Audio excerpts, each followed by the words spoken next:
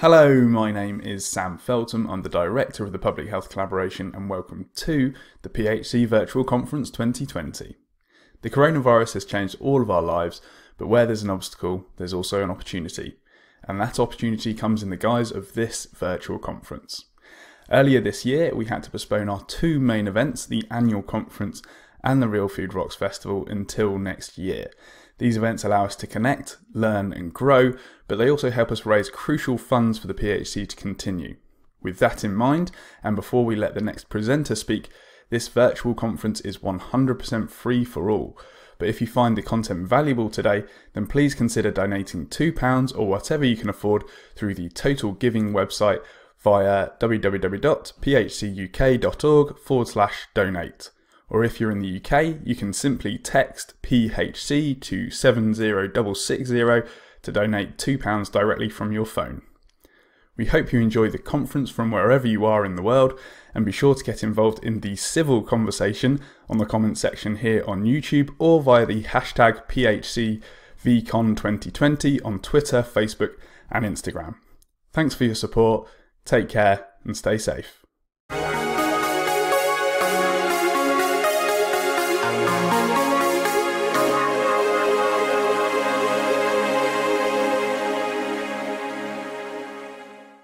Hello, my name is LePla and I'm an ambassador for the PHC. I run low-carb lifestyle courses for a local primary care network in Basingstoke in the UK where I live.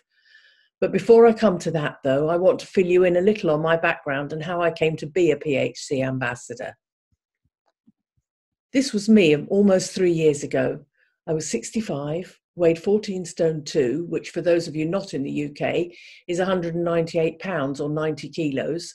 Shortly after the photo was taken, I was diagnosed with type 2 diabetes with fasting glucose of 8.6, that's 155, and HbA1c of 68 or 8.4. The excess weight though wasn't just late middle age spread in my case.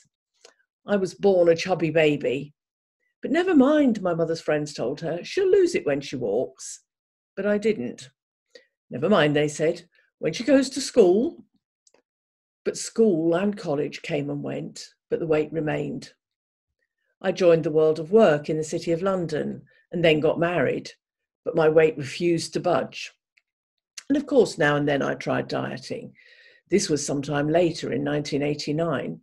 But to get to this size, I was eating no more than 600 calories a day, which just isn't sustainable. It's virtually starvation. So needless to say, in no time at all, the weight came back, and within a year, I was back to 12 stone.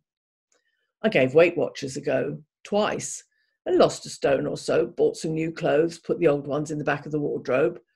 But each time the weight came back again. And over the next 20 years, it crept up to about 14 stone, which is where it was when I was diagnosed. Of course, I knew being overweight wasn't healthy, and I knew that as I got older and being overweight, I was at risk of developing diabetes. But I thought I was eating the right things. About 10 years before I was diagnosed, following a glucose tolerance test, which though it came back negative, sounded a warning note about the risks of developing diabetes, and having heard on the radio around the same time about complex carbs and the glycemic index and the link with diabetes treatment, I decided to adopt a low GI approach. I bought a couple of cookbooks. I'd always cooked from scratch and rarely ate ready meals anyway, but I became quite fanatical about my 5 a day and eating more fibre. And I ate wholemeal bread and pasta, jacket potatoes and beans. I had fat-free yogurt and semi-skimmed milk. Okay, so I'm not a saint. I ate the odd pork pie and I had a mini ice cream for pudding a couple of times a week. But pretty much I was eating in line with the notorious Eat Well guide, which I'm sure many of you know, which suggests we fill a third of our plate with carbohydrates. I didn't lose any weight, but I convinced myself I was eating healthily. And so it seemed, because life went on without incident for the next 10 years or so. And when I did develop type 2 and discussed my diet with my GP, she agreed I seemed to be eating the right things, so she prescribed metformin rather than recommending changes to my diet. However, over the previous year or so, I'd read several articles and seen a couple of programs about putting type 2 diabetes in remission without medication. So I went home, did a bit of research online, and ultimately decided to follow Dr. Michael Mosley's 8-week blood sugar diet rather than take the tablets. 800 calories a day for 8 weeks sounded a bit draconian, but I figured it was only 8 weeks, and if that's what it took to put my diabetes in remission, then I would do it. I figured I'd feel hungry for a bit, but whatever, if the most important thing was to put my diabetes in remission. So I started in mid-September 2017, and oddly, I didn't really feel hungry. And by mid-December, my HbA1c had dropped from 68 to 35, well into the non-diabetic range, which is under 42. My triglycerides plummeted, and I stopped all cholesterol and lipid meds and halved my blood pressure medication. Although the blood sugar diet is calorie controlled, it's also in essence a low carb way of eating. So after the initial 8 weeks, I increased my calorie intake to normal levels, but stayed low carb, which from day one I'd found really easy to do, as I've said. And after just 6 months, I'd lost a total of 4 stone, 56 pounds, 25 kilos, and gone down 4 dress sizes. I also felt better than I had in years, with so much more energy. Shortly after I started the blood sugar diet, I joined a couple of online support groups, including, crucially for me as it turned out, Mark Hancock's Friends of the 8-Week Blood Sugar Diet, who had a couple of thousand members. I'd not been posting very long when Mark contacted me and asked if I thought of joining the PHC. I'd not heard of the PHC before, but I looked them up, and as Mark had predicted, the aims of the PHC very much resonated with me, and as a result, I contacted Sam Feltham, and so began my life as an ambassador. Also around this time, I joined the local group of Diabetes UK, and through their local newsletter, I heard of an event where patients could meet a group of local GPs, and I thought this sounded like a good opportunity to introduce the PHC to them. At this meeting, Dr. Tim Cooper from the Whitewater Primary Care Network outlined some of the different projects they were doing as a PCN to improve patient outcomes, and I was very impressed with the initiatives they were undertaking with external agencies in a variety of fields. So at the end of the talk, I approached Tim, introduced myself as the local PHC ambassador, and asked if he'd heard of us, which he hadn't. So I then mentioned the magic words David Unwin. "Oh yes," said Tim, "I'm a big fan of David Unwin. I follow him on Twitter."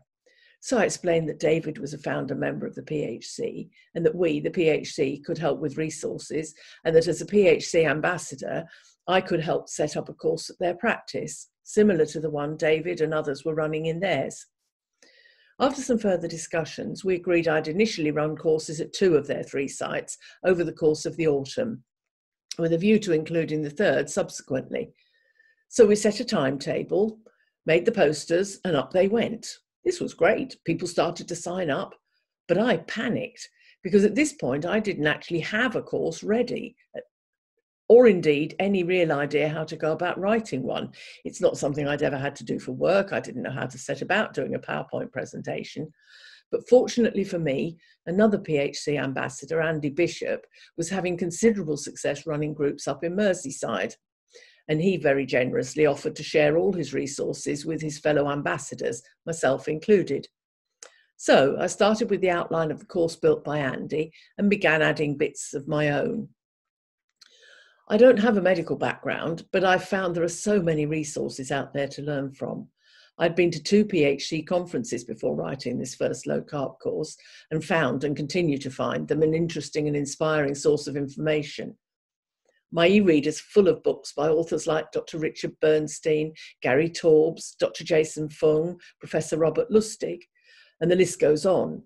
YouTube's also a great resource, and I've watched and learned from talks given by such eminent people as Professor Tim Noakes, Dr. Aseem Malhotra, Nina Teicholz, and Ivor Cummins, Nadia Ali, some of whom, of course, you can watch over the course of this weekend.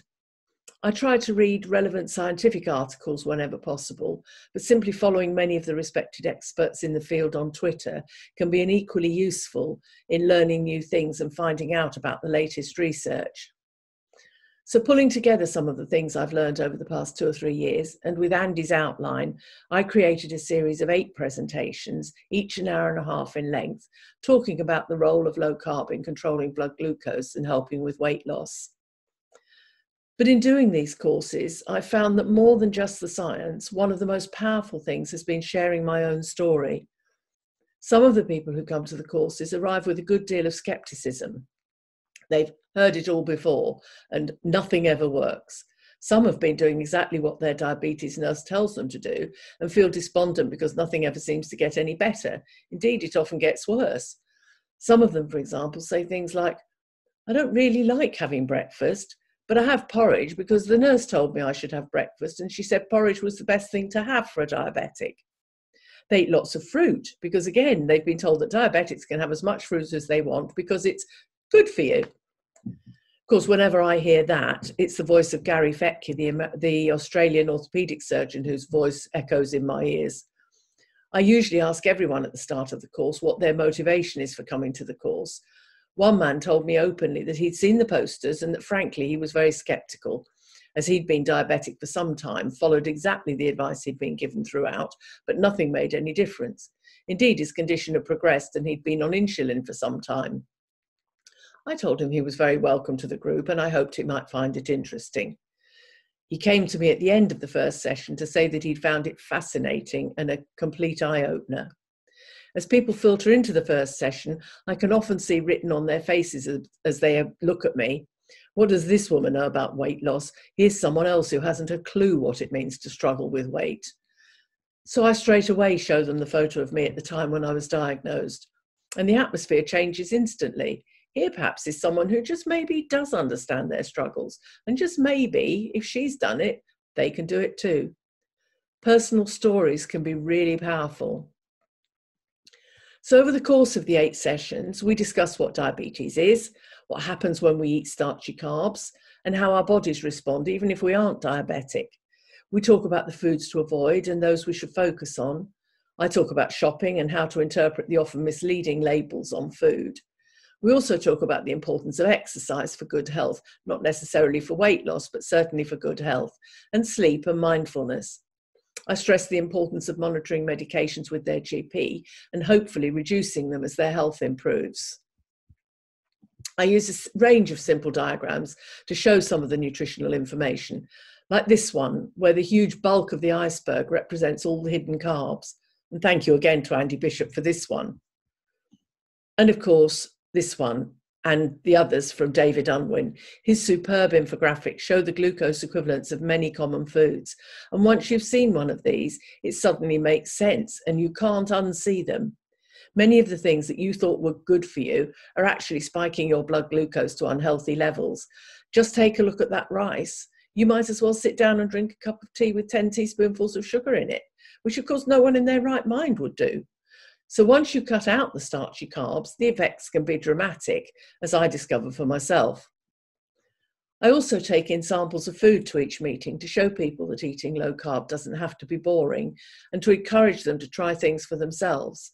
From chocolate cake to cheese scones, low carb bread rolls to meatballs and quiches, people are always surprised and delighted to find out how delicious low carb can be. Making the switch to low carb is so important for our health, but it doesn't hurt that it also tastes nice. And in the group Facebook and WhatsApp pages I created for the courses, the members regularly swap their culinary experiments and swap recipes, encouraging each other. This is a summary of the results from the first cohort of patients who attended the low carb course at one of the centres. Of 9 patients who attended the whole course, there were 8 who had a diagnosis of type 2 diabetes or pre-diabetes at the start of the course. Of these 8, 6 are now in full remission. That's with an HbA1c of under 42. Another, although not yet in remission, reduced her HbA1c by 10 millimoles from 68 to 58, avoiding an imminent ramping up of her medication, and a result which is the lowest it's been since 2016. Of those who've now put their type 2 in remission, several have stopped medication altogether, whilst others are progressively reducing them. All the participants simply reported feeling better, less sad, more enthusiastic about life in general. One of them, a keen cyclist, after struggling initially with his times during a period of transition, has since improved his performance and is now an enthusiastic low carber. At the other centre, we had 13 full-time participants, and again, 9 of these had a diagnosis of type 2 diabetes or pre-diabetes at the beginning, and 7 of these are now in remission with an HbA1c under 42. This means that across the 2 centres, we had a remission rate of over 75%, and this rate is replicated by other groups across the country. 2 of the participants have been on insulin for several years, but both have significantly reduced the dosage. One has gone from 5 or 6 doses a day to completely stopping short-acting insulin and reducing his long-acting to a single dose of 20 units. So this has been absolutely life-changing for him. The man I mentioned earlier, who arrived full of doubts, reduced his HbA1c from 57 to 45, the lowest it had been in 7 years. He was able to start reducing his insulin and is looking forward to reducing medications even further. Another member who came hoping to put his diabetes in remission, indeed his HbA1c went from 48 to 39, also reported huge improvements in movement. He bounced up and down to show me how much easier he found it to walk, and said that whilst he used to have terrible pains in his arthritic shoulders, the pain was so much less now that he'd pretty much been able to give up his use of strong analgesics. At this centre too, all of them reported improved mood, many were sleeping better, and several had reduced their blood pressure. Some said they couldn't believe that after only 2 or 3 weeks, they were no longer waking up with food being the first thought in their heads.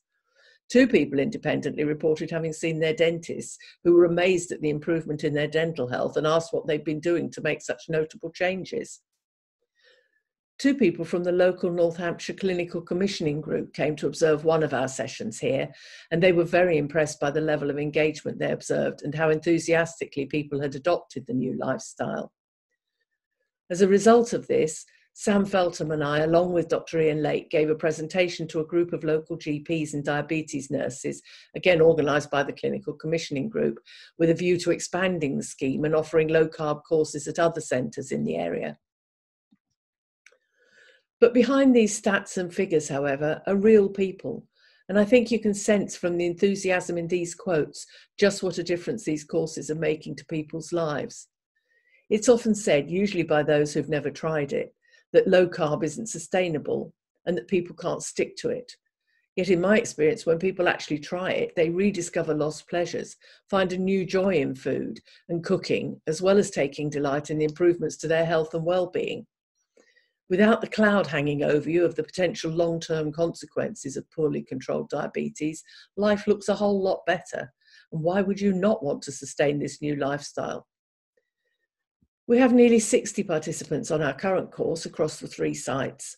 Normal meetings, of course, are suspended at the moment, but through Zoom and via Facebook and WhatsApp, we're keeping in contact. And there are already reports of more successes, even under lockdown. Reduction in HbA1c and significant weight losses.